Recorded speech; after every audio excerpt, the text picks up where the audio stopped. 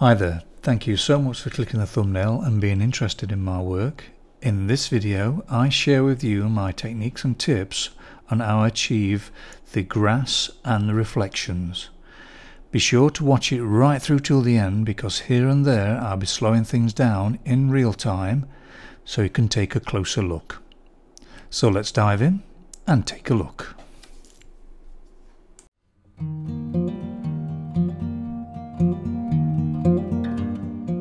So this is where we left it, and now is the choice of colours I'm using.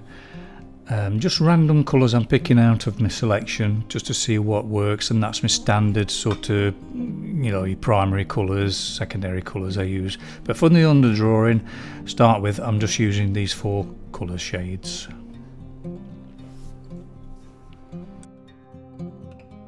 I always like to start off with an underdrawing, just because it just gets things down and gets you started, and it takes the tension away because you've put some pigment down, which takes a little bit of the tooth away as well, which makes it easier to put subsequent layers on. But it just gets you into the feel of the landscape, and just gets everything positioned and get the balance right before you start putting colours in.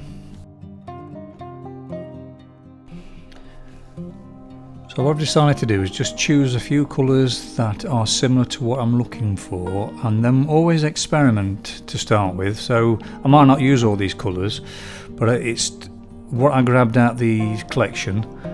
With there being Caran pencils, which are quite rich in pigment, and they tend to be quite vibrant and tend to stand out more than the other brands I've got. So that's why I've used those. But like I say, I've just used some of them. I'll just see what works first, and then take it from there.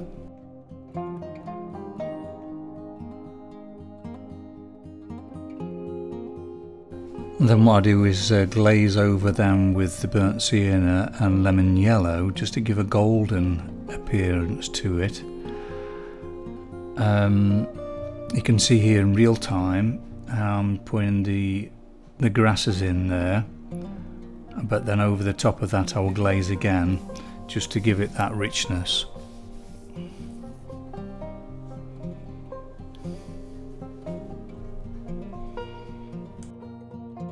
With landscape painting, I find it's about suggestions rather than trying to put every detail the same as the reference image. It's just a stroke here, a suggestion here, a mark here, but then when you look from a distance it appears more detailed than it actually is.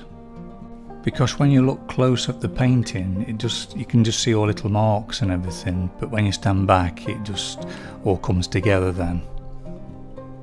I tend to have 3 different stages. First the underdrawing, and then a more richer colour which is more connecting to the values, and then the detailed stage on the top.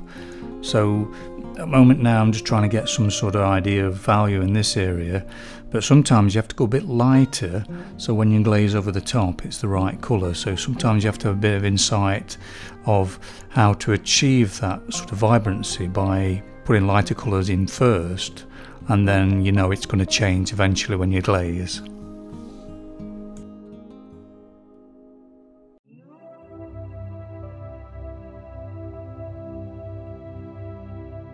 Now with the grassy areas here I'm using green obviously, but to actually do the shadows of the green I'm using the complementary colour, which is red, or sometimes burnt sienna as well, because that's a reddy brown, and that gives the subtleties then of the green. So you can just use a colour that is similar down first and then alter the colour accordingly with a bit of burnt sienna or brown or red if that works. So it's just a case of playing about with these things, but use the colours you've got in your box to start with, and then change them up with using the complementary colours over the top. If you're getting value from this video, why not subscribe? It is absolutely free, and then you're sure not to miss any of my future videos. Just having to speed things up a little bit so it keeps the length of the video down. But just doing what I mentioned earlier, just putting the greens in, then going over with the browns and the burnt sienna. That seems to do the trick. And just suggestions, a few marks here and there. That's all is needed. Right, at this point of the picture, I had to get the sort of sky in there, in the reflection, just so it gives me an idea of values then. So get the lightest areas in first, and then your darkest, then you can work out the in-between values.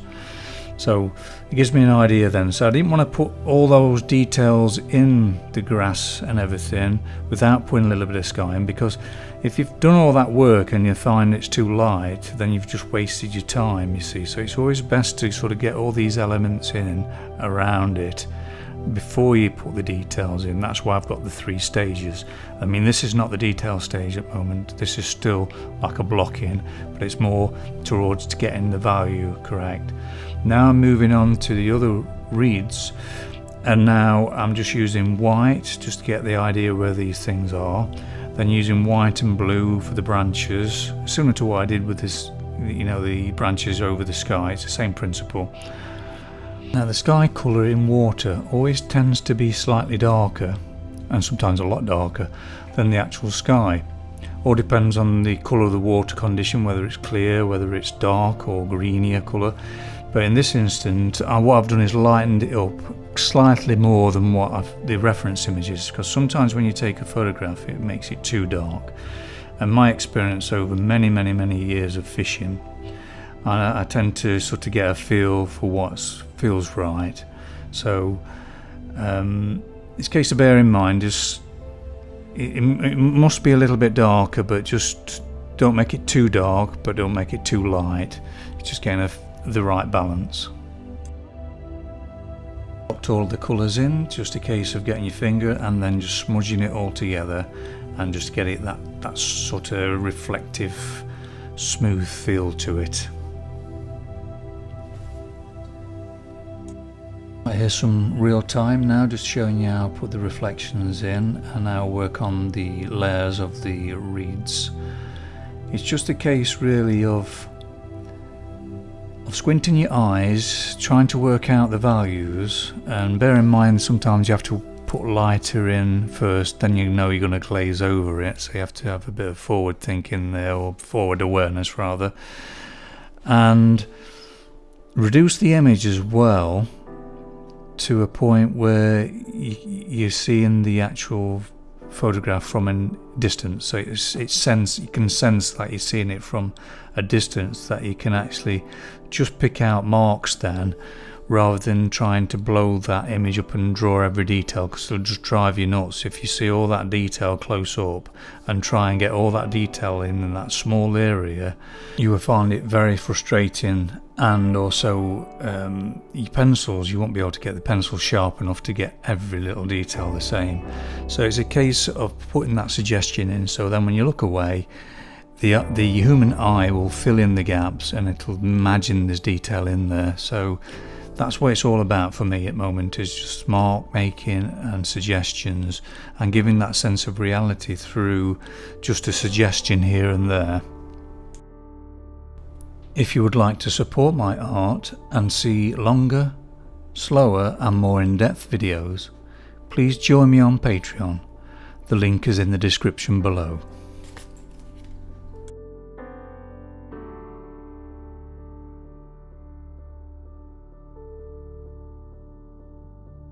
I really love doing the reflections close to the bank, because everything looks like jewels, you know, it sort of glistens and it's like really alive. And there's a feeling, there's a really nice feeling. It's trying to get that sort of reflective, mirror-like, watery atmosphere to it. Really lovely to do, water is.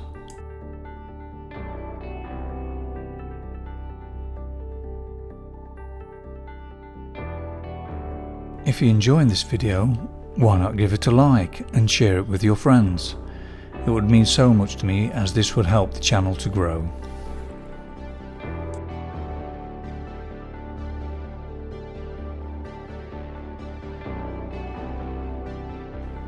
Right, here's the basic pencils I'll be using for the branches of the tree and the reflection.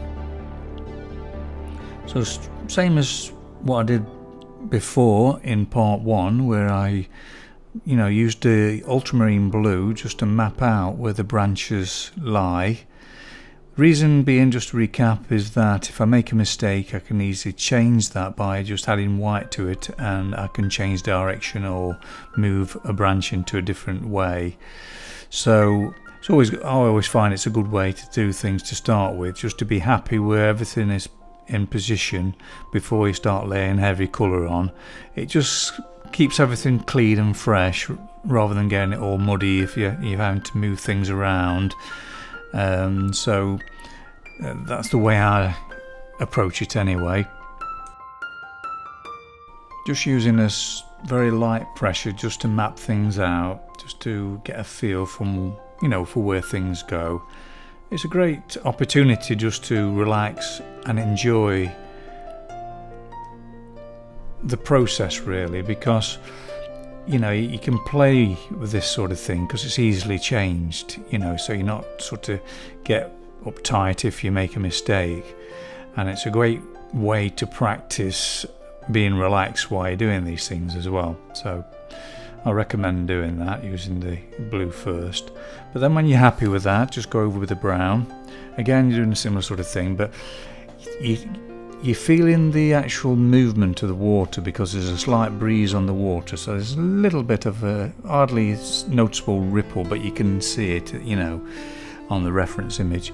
So you're just making things slightly not straight and just a little bit blurred in places, a bit of a swiggle here. Just get a feel for the water and try and get a little bit of movement in there as well.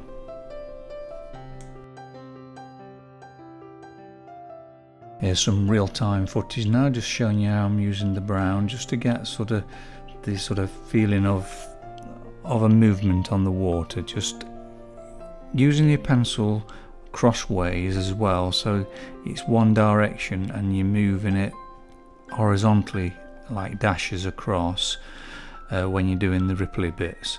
Obviously when you're doing branches, you're sort of swiggling them now and again, just change direction.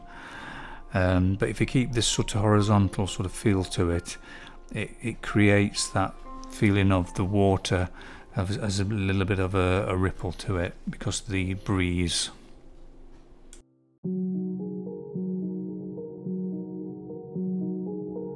It makes you feel confident to know when you're just using brown and blue, because it makes great greys and they really go well together.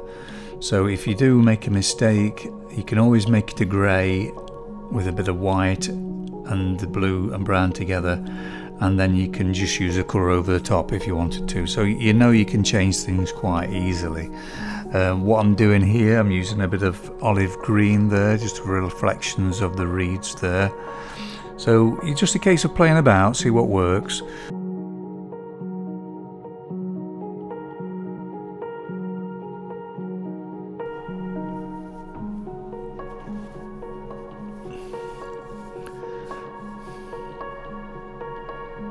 Now, I always try and imagine that the water next to the bank is like jewels. It's shining, glistening, and really reflective. If you get that sort of feeling of because it's amazing when you see them, the actual colours, they glisten, and it's really quite beautiful to see when you see these reflections against the bank. In this part I'm really putting dark greens in there, sort of emerald colour, to give that sort of really feeling of jewels.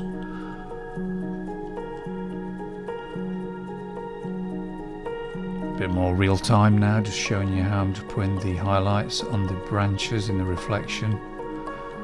Just a dot here and there, just trying to keep that horizontal direction, that sort of movement with the actual pencil. So it's texture you're building up, and you're keeping that same direction.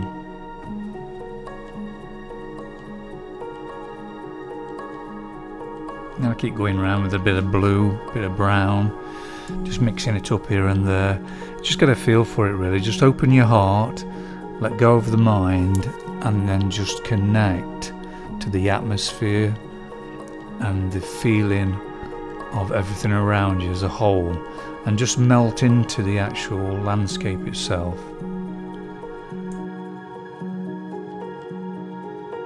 For longer, slower and more in-depth videos, please join me on Patreon. Link is in the description below.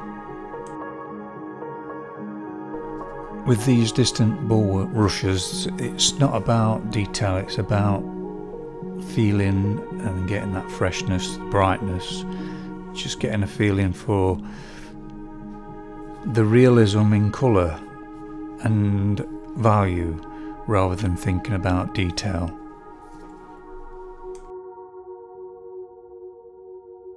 Right, some more real time now, just to sort of show you how I did this tree reflection. So basically, using the pencil to make sure the alignment is correct on vertical plane, because obviously the reflection should be a sort of a mirror-like image. Just make sure that it's a similar feel and position as what the top is. But when I actually did the trees, I just made sure it's as close as I could do to the reference image, so that would make it easier then when I do the water, because I can just follow the actual reference image, because it's going to be very similar to what I've already done above. So that's another reason, just to make sure that it's very similar. But you don't have to go mad, it's close enough, but it just makes life easier if you can do that. So I'm using little dashes, horizontal dashes here and there, that creates the movement of the water.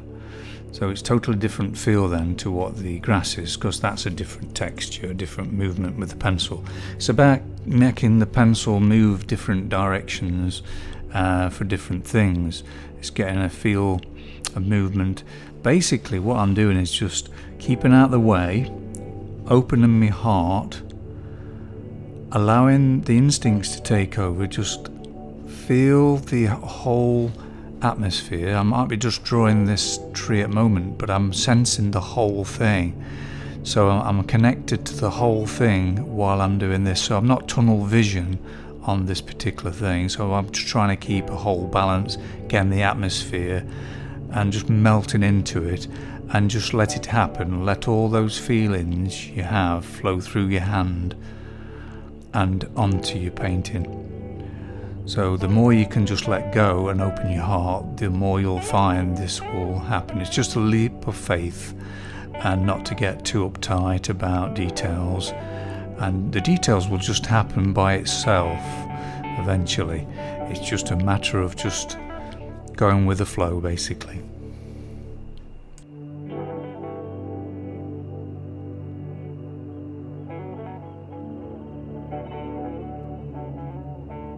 Right, the video seems to be getting quite long again, so I'm going to have to sort of speed things up a little bit. But like I've mentioned, if you're wanting to have that longer, slower and more sort of in-depth experience with what I do, please join me on Patreon. I really appreciate the support. It means a lot to me, and a massive thank you for those that are supporting me. It really helps with me producing this free content on YouTube for you all as well. So much appreciated. Thank you so much.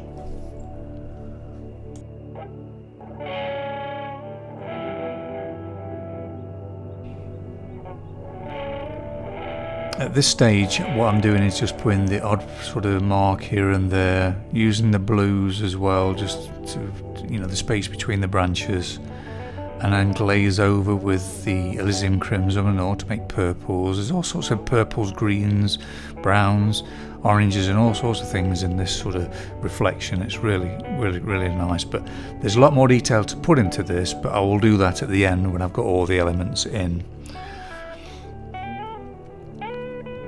So be sure to keep a lookout for part 3, because I'm going to do the foreground trees there and then finish off the reflections. So it gives me more time to give you more real-time footage and more content for next week. Hope you've enjoyed the video.